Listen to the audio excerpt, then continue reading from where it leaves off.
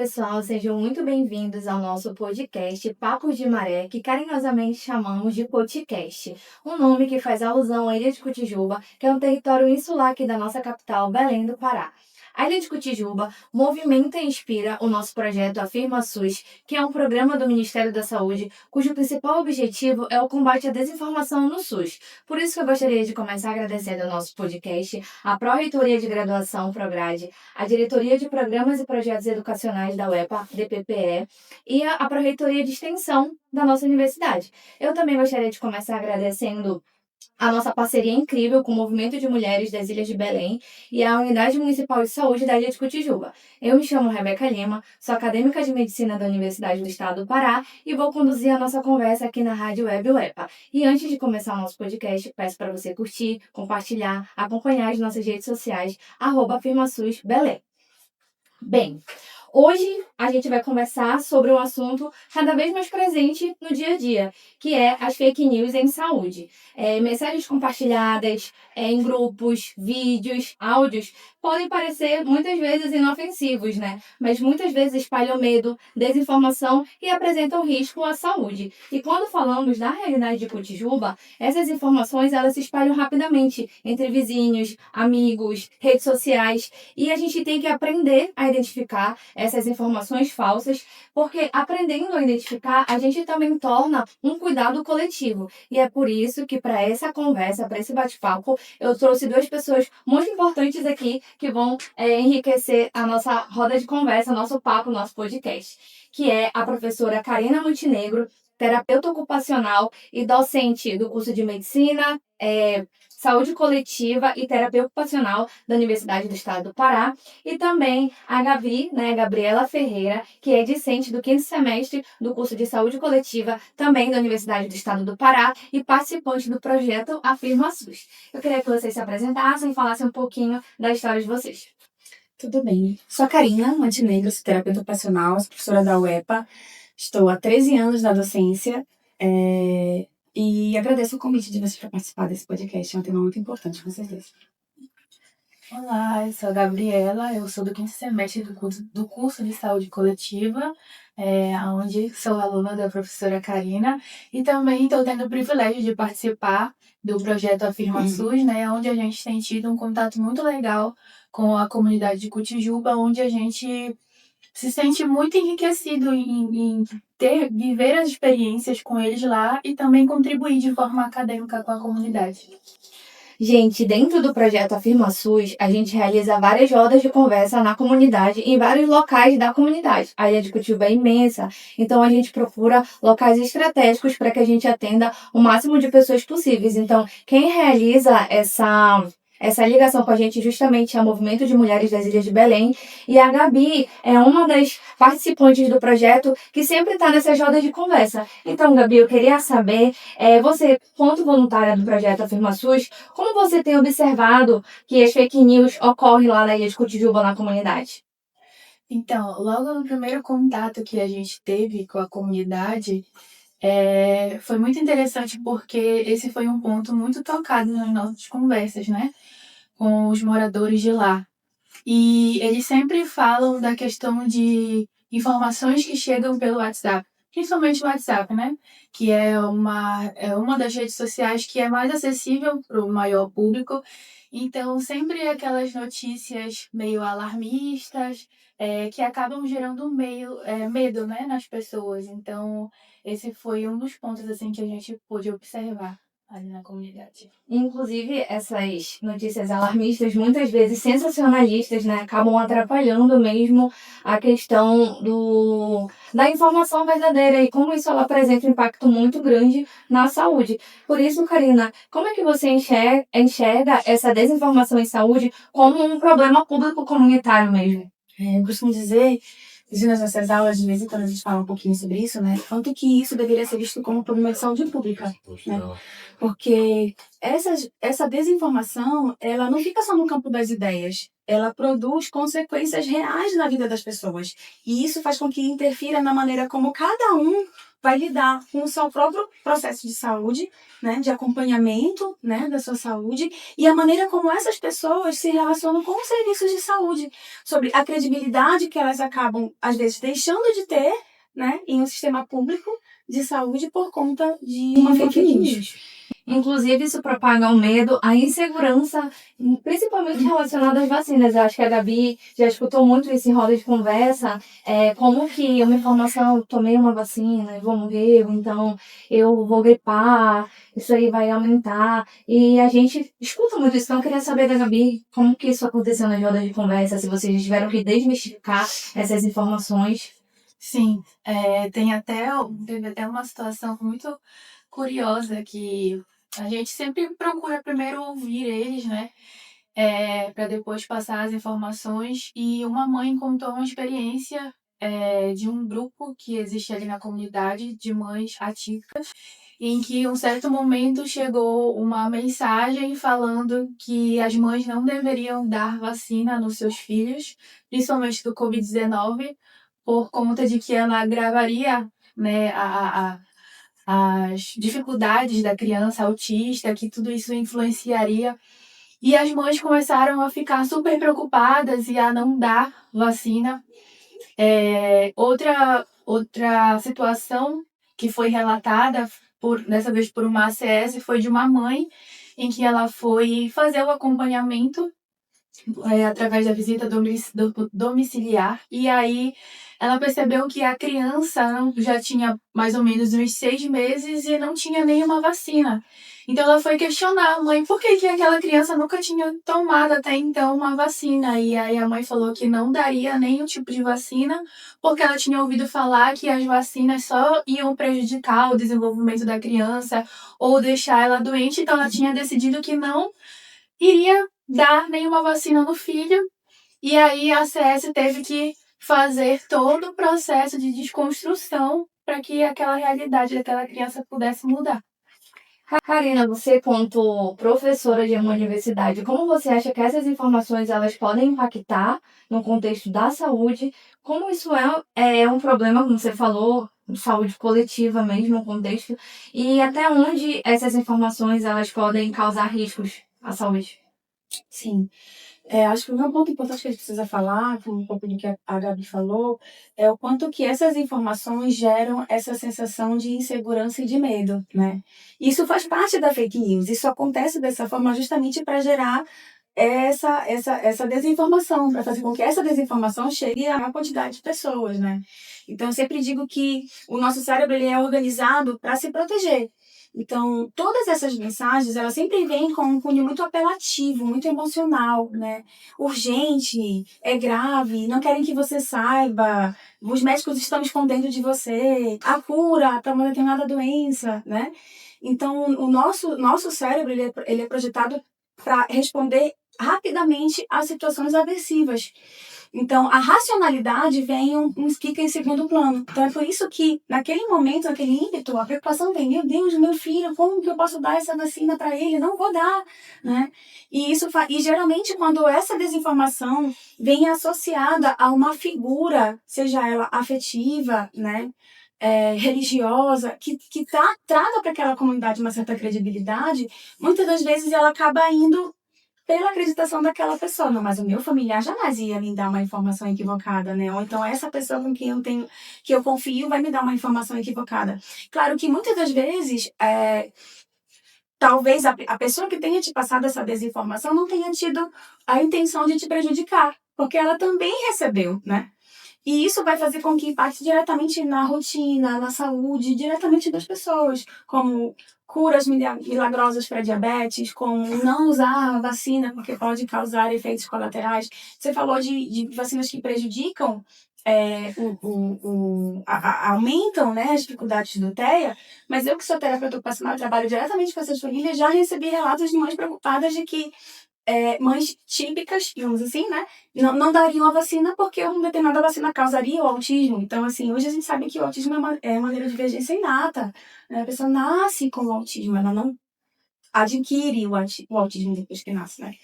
Então, são situações que a gente precisa levar com muita atenção, né, para trazer realmente a informação com base científica, né? Você acha que pós-pandemia, a pandemia em si contribuiu muito para esse cenário de fake news, e principalmente para essa descredibilização da ciência em si, porque a gente vê que, apesar da gente fazer um trabalho enquanto universidade, pesquisa, ensino, extensão, orientar a população, fazer educação em saúde, realizar cartilhas, fazer um trabalho realmente de formiguinha, mas aí no contexto da pandemia, você percebeu que isso se agravou e tirou até a credibilização da ciência? Sim, eu acredito, na verdade, que isso tenha sido um conjunto. A gente vive num mundo cada vez mais tecnológico. Eu brinco com os meus alunos, olha, na minha época de graduação, para a gente conseguir ter acesso a um artigo científico, a gente tinha que escrever, às vezes, uma revista para receber por e-mail, né? E hoje você tem acesso a essas informações pelo celular, né? Então, esse processo de aceleração da informação também faz com que qualquer pessoa possa publicar o que quiser, né? Porque vivemos em um país democrático, né? Então, com a pandemia, como eu falei anteriormente, existia uma demanda muito emocional. A gente estava diante de uma doença que ninguém sabia, né? Quais eram os sintomas, qual era o tratamento. Vivíamos em um momento de muita insegurança, então as pessoas por si só já estavam em um estado emocionalmente abaladas. Então, qualquer informação que chegasse, e chegava sempre muito rápido, a preocupação que se tinha, eu preciso avisar o maior número de pessoas, né? Então, não havia também esse tempo de raciocínio de deixa eu verificar essa informação, né?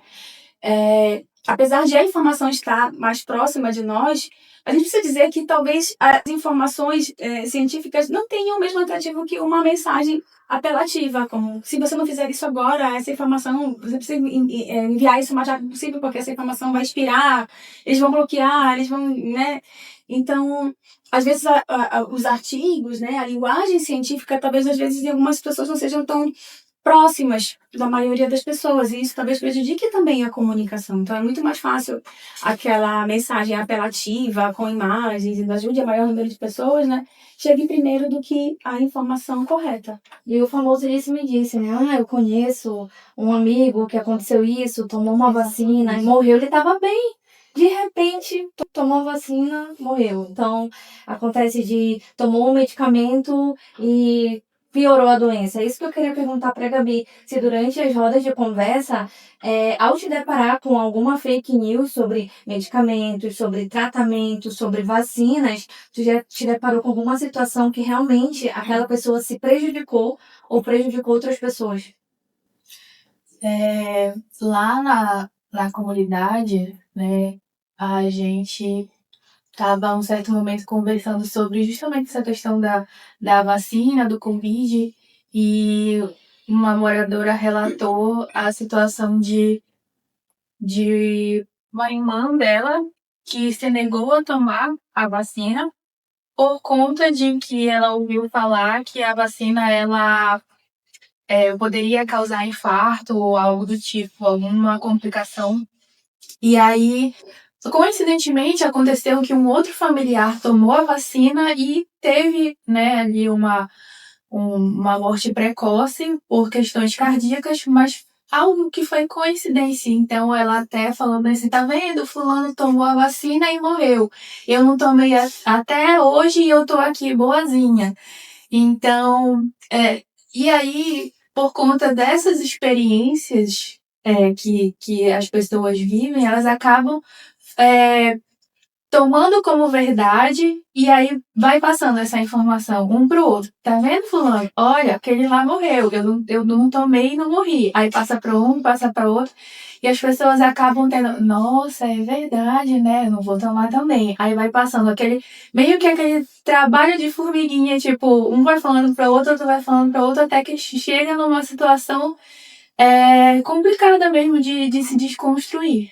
Inclusive, a professora Karina falou algo muito importante, que na maioria das vezes essas informações elas se espalham rapidamente justamente pela linguagem.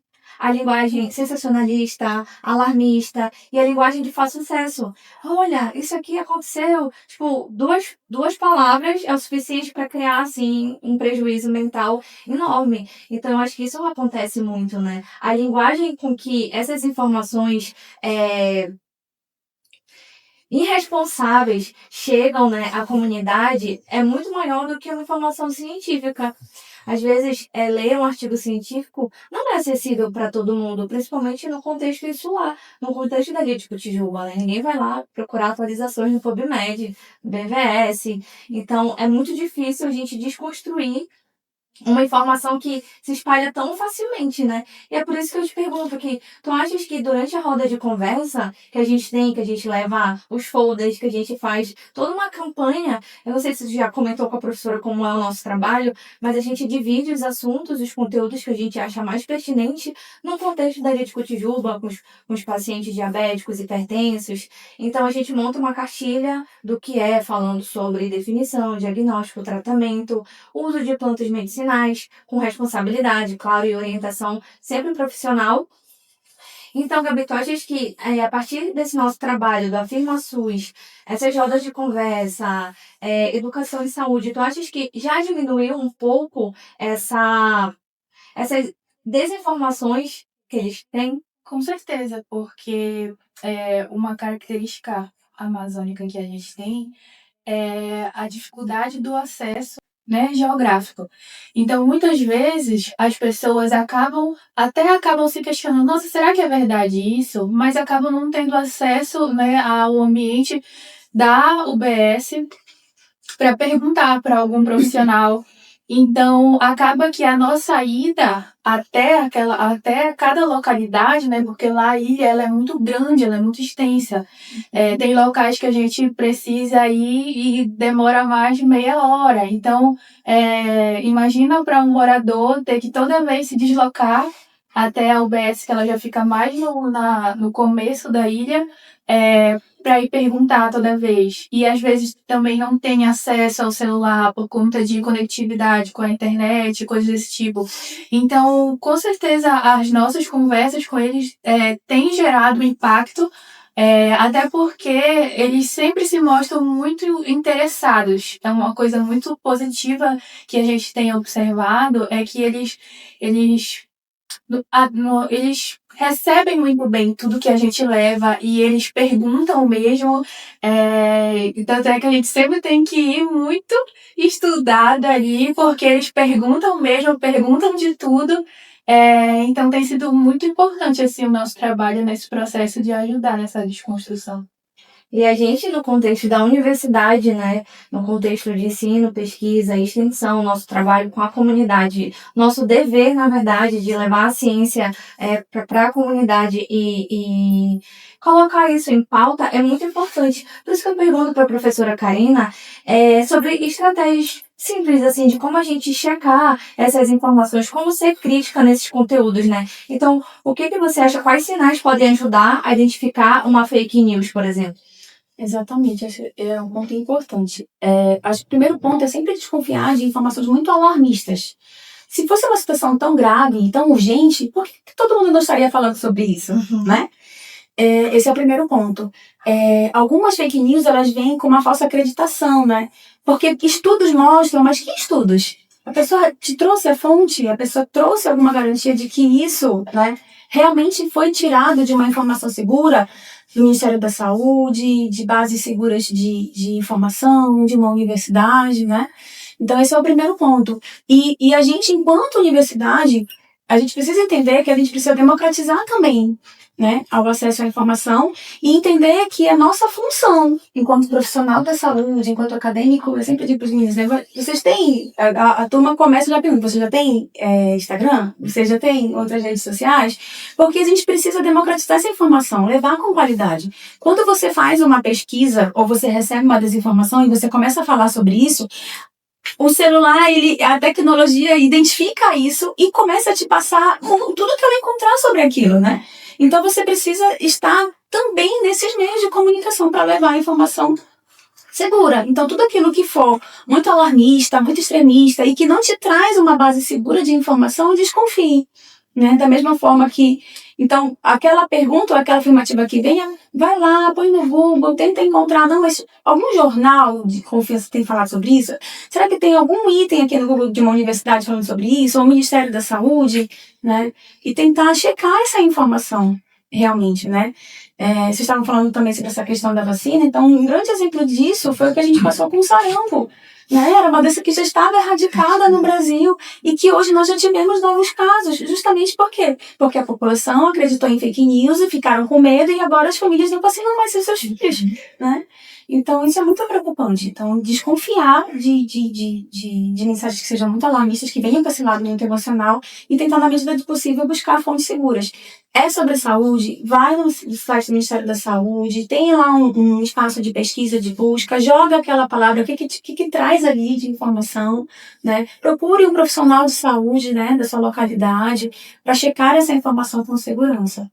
Inclusive, é muito importante a gente saber diferenciar mesmo a informação científica de uma opinião pessoal, porque não é o que você acha, é o que a ciência diz, né? Então, muitas vezes as pessoas falam, mas eu acho que é isso, eu acho que acontece mesmo, é isso, porque eu acho que é, mas não é sobre o que você acha. Existem pessoas que estudam, fazem um estudo assim gigante por trás, com inúmeros artigos, com inúmeras pesquisas, com inúmeros testes, que até chegar no contexto da farmácia, da vacina, até ser publicado, existia uma série de etapas, né, que certificassem que aquilo realmente é seguro. É por isso que eu pergunto para a Gabi que se dentro do SUS existem ferramentas ou estratégias voltadas justamente para orientar os usuários sobre desinformação? Sim. Dentro do SUS, né, já ali na nossa formação, porque a nossa formação, eu falo por saúde coletiva, né, a nossa formação ela é muito voltada, né, para a gestão do SUS. Então, uma coisa que a gente já nasce ali, né, dentro do curso, aprendendo é sobre a educação popular em saúde. E ela é uma ferramenta riquíssima que ela é super potente, assim, no sentido de não somente você informar uma população, mas você empoderar aquela população. Por quê? Ela parte do princípio de que você não vai levar a informação de forma bancária. Você vai levar de forma horizontalizada, ou seja, você pega o conhecimento que aquela pessoa já tem sobre aquele assunto e você constrói junto com ela, unindo com o acadêmico. Isso faz com que gere um vínculo com aquela pessoa, gere um sentimento de tipo assim, essa pessoa não veio aqui falar que eu estou errada, mas ela veio junto comigo construir esse conhecimento e me ajudar a entender. Então, a educação popular em saúde ela é muito rica nesse sentido. E a educação em saúde, ela também pode se estender para os profissionais. Um profissional que ele é muito importante nessa linha de frente de combate à desinformação é o ACS, que é aquele profissional que está em contato com a população todos os dias, que ele vai na casa da população, que ele conhece às vezes aquela família inteira. Então, consequentemente, ele acaba gerando um vínculo com aquela comunidade. Então, um trabalho muito importante é também treinar esses ACS de acordo com as demandas que já existem naquele local, para que eles possam repassar essa informação. E isso é algo que a gente tem tido experiência lá em Cotijuba, porque os ACS de lá, eles também aderem muito tudo que a gente leva. Então, eles sempre estão nas nossas conversas, eles sempre perguntam e eles sempre ficam com os materiais. Então, eles sempre se mostram muito famintos pelas informações. E eles sempre contam as experiências de repassar essa informação para as pessoas que eles fazem cobertura, né? Então, essa é algumas ferramentas, né? E principalmente a presença muito forte da atenção primária no território. Quando a atenção primária ela trabalha muito forte na territorialização de uma localidade, no sentido de entender como aquela comunidade funciona, as características culturais daquela localidade, ela consegue traçar estratégias de como atender às dificuldades daquela comunidade de maneira que esteja de acordo com a cultura daquela localidade. Um exemplo, né, lá em Cotijuba, que a gente sempre discute sobre a questão do uso dos chás, das ervas, que é algo muito forte né, ali na comunidade, não só por ser uma comunidade ribeirinha, mas por ter pessoas ali que já trabalham com isso, que já atendem um público. Então, olhando para essa perspectiva de uma comunidade que trabalha com o uso dos chás, das ervas, a gente pode trazer esse contexto e traçar estratégias de levar informação em relação ao uso consciente, né, dos chás e das ervas, porque a gente fala muito sobre questão de desinformação em relação à vacina e tudo mais, que acabou tendo um boom nesse contexto da Covid e acaba falando mais sobre vacina, mas essa questão cultural dos usos das ervas e dos chás é algo muito presente também, que às vezes as pessoas acabam trocando os tratamentos, né, medicamentosos por tomar só um chá. Principalmente por informações, eu ouvi falar que esse chá cura o câncer. Então, é uma desinformação também que ela acaba estando enraizada numa cultura, né? Porque o nosso país tem essa cultura, e principalmente quando a gente olha para uma comunidade ribeirinha, ela vai ter essa cultura muito mais enraizada. Então, olhar para essa territorialidade, olhar para essa cultura e traçar estratégias enquanto a atenção primária são ferramentas muito fortes para a gente poder trabalhar nessa perspectiva. Inclusive, o nosso podcast hoje é o 4º episódio, né? Infelizmente é o último, mas o nosso primeiro episódio a gente fez exatamente isso. A gente conversou com uma ACS, né? E lá a gente entendeu como é que funcionava o fluxo, como é que funcionava o trabalho da ACS. E vocês viram na prática, né? Como é dificultoso de acessar alguns locais da ilha. A gente percebeu que, além do custo financeiro, tem um tempo também da Ilha de Cotijuba ali, da gente descer do barco até chegar numa comunidade. A gente viu que tem realmente ali um acesso um pouco mais difícil. E a dona Galileia, que foi a SES que veio aqui com a gente, ela comentou justamente isso, né? Sobre o trabalho dela de levar informação, porque às vezes o paciente ele não tem celular.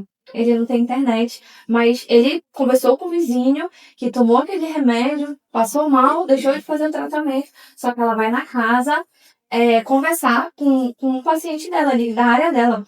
E é muito importante a gente evidenciar o trabalho da atenção primária no contexto do SUS, no contexto de levar essas informações, de desmistificar, né, todas essas questões de tratamento. O nosso segundo episódio foi sobre diabetes, a gente trouxe um médico e a gente trouxe uma paciente da ilha com diabetes.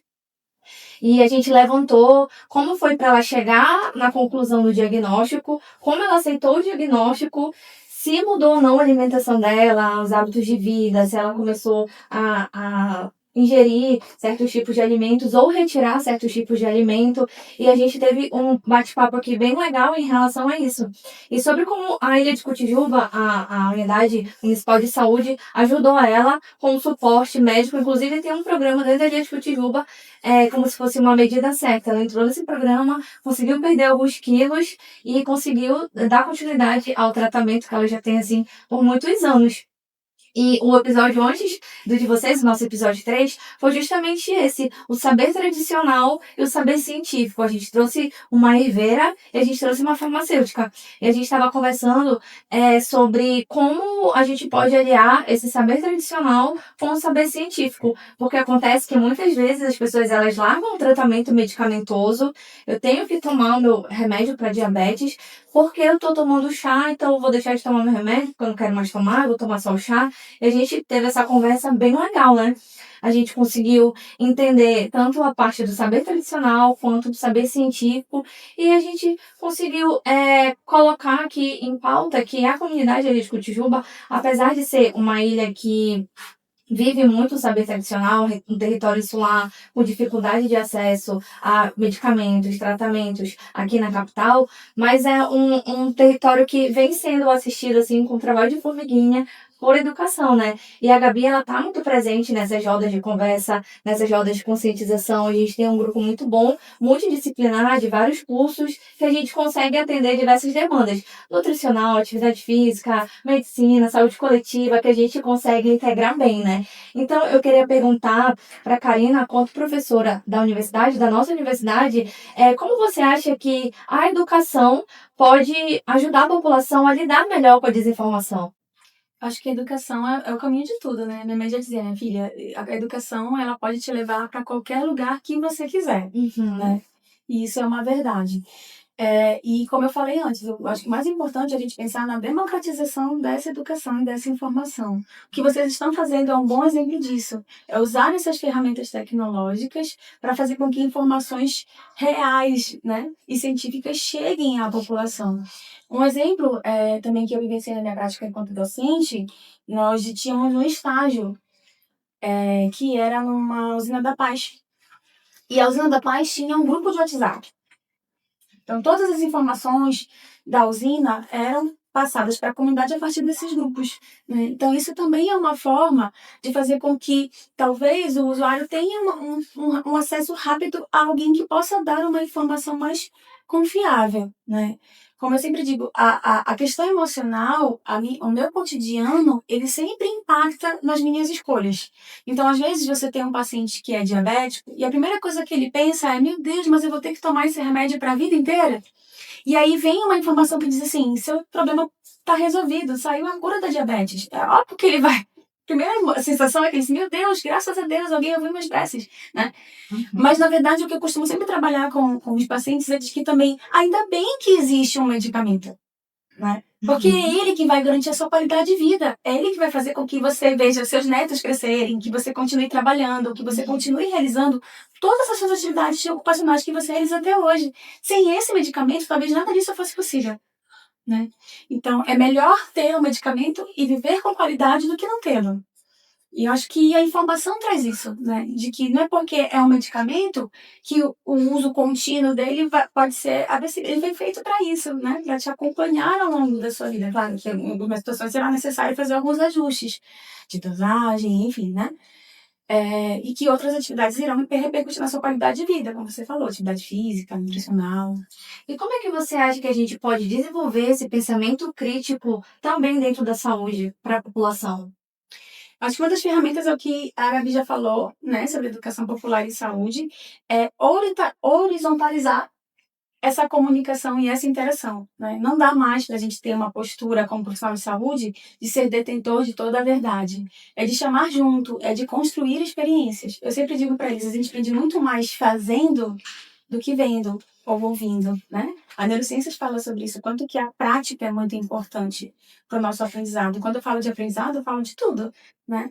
Então, é muito importante que a comunidade se sinta segura e acolhida e que possa participar desses processos, possa trazer como roda de debate e discussão sobre o que ouviu, sobre o que usou, sobre como, de repente, as pessoas lidavam com aquela dificuldade ou aquele problema de saúde, como que a gente pode lidar com isso hoje, fazer com que eles tenham escuta, né? Uma escuta qualificada. Inclusive, eu ia perguntar exatamente isso para a Gabi, né? Como que o Afirma SUS, como que projetos, não só como o Afirma SUS, existem em todo o Brasil, né? O projeto do Ministério da Saúde foi no contexto geral, nacional, e a UEPA começou a trazer o Afirma SUS para cá, eu acredito que tenha também outras UEPAs outras cidades. E como tu achas que o Afirma SUS, ele ajudou justamente a aproximar essa informação de qualidade para a comunidade, como a professora falou, a importância de escutar e não ser o detentor do conhecimento, mas sim a gente escuta, a gente acolhe e depois a gente vai lá e explica como acontece. Como tu acha que o Afirma SUS ajudou com isso? Eu acho que ele ajudou a priori ouvindo as pessoas. Porque muitas vezes, quando a gente quer desconstruir uma informação, muitas vezes, por ser algo que tão absurdo que a gente acaba se indignando, às vezes a gente quer, não só enquanto profissional, como acadêmico, mas enquanto cidadão mesmo, a gente quer ir lá e brigar e falar: não, não é assim. Mas dentro da perspectiva, né, do nosso projeto, a gente ouve muito a comunidade. Tanto é que na primeira ação que nós fizemos, nós não fomos passar nada de informação para eles. Nós fomos só ouvir. Ouvir quais eram as demandas de saúde, ouvir coisas relacionadas à cultura deles, quais eram as ervas, quais eram os chás. Foi umas 2 horas, mais ou menos, só ouvindo aquela comunidade e entender qual que era a realidade delas. Então, essa escuta qualificada, ela é uma ferramenta muito importante, né, para que a gente possa poder atuar. Então, a nossa escuta, a partir dessa escuta, a gente entendeu a realidade daquela comunidade e a gente levou a informação. Então, o nosso projeto, ele acaba tendo esse impacto de levar a informação não só de forma acadêmica, mas a partir da escuta qualificada, a partir de gerar um vínculo com aquela comunidade. Tanto é que muitos já conhecem a gente por nome, que já chega, nós já não somos estranhos mais para eles. Então, o nosso projeto, ele acaba, né, tendo essa característica de ouvir primeiro e depois construir com eles aquele conhecimento. E, professora, como você acha que a gente poderia unir a universidade, né, enquanto o seu tripé, ensino, pesquisa e extensão, o SUS, né, quanto a atenção primária e uma comunidade para a gente combater essa desinformação em saúde que a gente sabe que chega rapidamente nos locais? Exatamente. Eu acho que é utilizando as mesmas estratégias que as fake news, né? Tornar o conhecimento mais acessível, uma comunicação mais clara e divulgar isso entre a comunidade, né? Seja por rede social, seja por aplicativos de mensagem, seja por momentos como esse que eles terão acesso.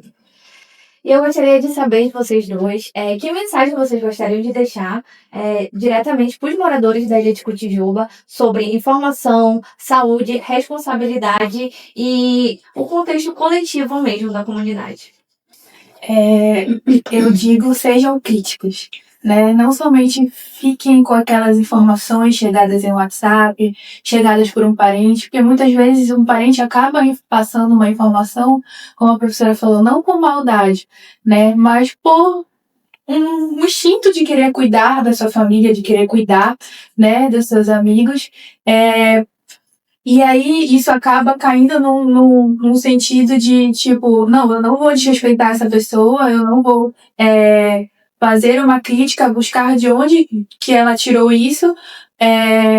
Então, tenho esse sentido de, tipo assim, não vou ficar só com essa informação que foi passada, mas eu vou perguntar.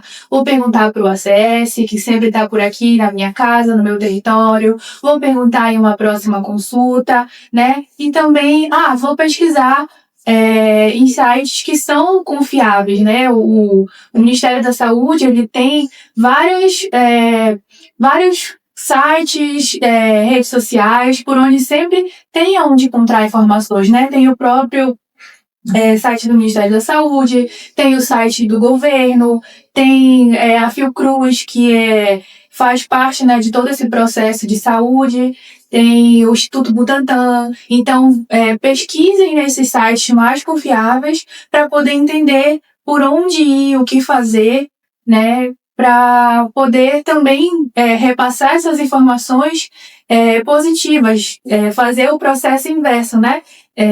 Entender como que é a realidade, o que é verdade e repassar a verdade, né? E sempre desconfie, né, de informações muito extremistas, muito alarmistas, muito impactantes.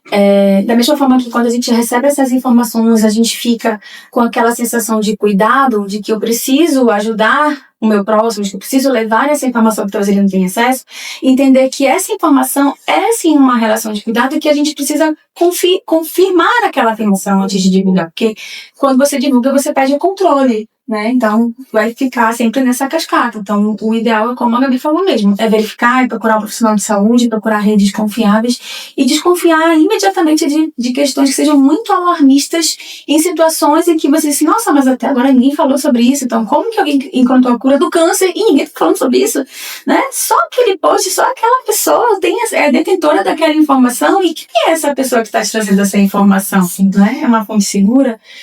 Porque isso também é uma forma de cuidado. É entender que, independente de qual seja a informação que você está repassando, ela vai gerar impactos reais na vida de outras pessoas. E isso pode prejudicar a saúde de outras pessoas. Então é melhor eu verificar essa informação com segurança para poder ajudar. É justamente hoje a gente viu que combater fake news não é apenas corrigir inverdades, né, informações falsas, mas é uma forma de cuidado, de fortalecimento da comunidade e principalmente a diminuição dos riscos para a saúde. São riscos reais, né? E é por isso que a gente sabe que a partir do combate a essas desinformações, a conversa com a comunidade, a escuta ativa, rodas de conversa, educação em saúde e principalmente a busca de sites confiáveis, de locais confiáveis, Ministério da Saúde, como a Gabi citou, Fiocruz, e até mesmo os profissionais da saúde. Os ACS, né, os médicos, os enfermeiros, os técnicos que estão ali para assistir a comunidade como um todo. A gente desenvolve um trabalho coletivo e é por isso que o combate à desinformação é uma coletividade ali consciente, né? Todo mundo precisa entender como essa desinformação, ela pode causar prejuízos sérios. Então, é por isso que eu agradeço hoje para a nossa roda de conversa a professora Karina, né, com seu conhecimento, professora da nossa universidade, a Gabi também, que é tanto aluna quanto participante do nosso projeto. Agradeço muito vocês. Hoje a gente encerra o nosso último episódio e eu espero que você consiga curtir, compartilhar e comentar, né, nas nossas redes sociais, @afirmaçõesbelém. Inclusive, nas nossas redes sociais, a gente sempre posta, né, Gabi? Curiosidades e que as pessoas têm no dia a dia sobre diabetes, hipertensão ou sobre atividade física, qual é o mínimo de tempo que uma pessoa consegue ter melhorias na saúde cardiovascular com atividade física. Então a gente sempre está atualizando ali de acordo com as diretrizes atuais, o Ministério da Saúde, a gente sempre traz todas as atualizações nas nossas redes sociais e também nas nossas rodas de conversa, né? O AfirmaSUS, ele promove muito a questão do contato da comunidade com o saber científico. Então, eu agradeço muito a participação de vocês. Obrigada por aceitarem o nosso convite. E é isso, pessoal. Muito obrigada. Obrigada.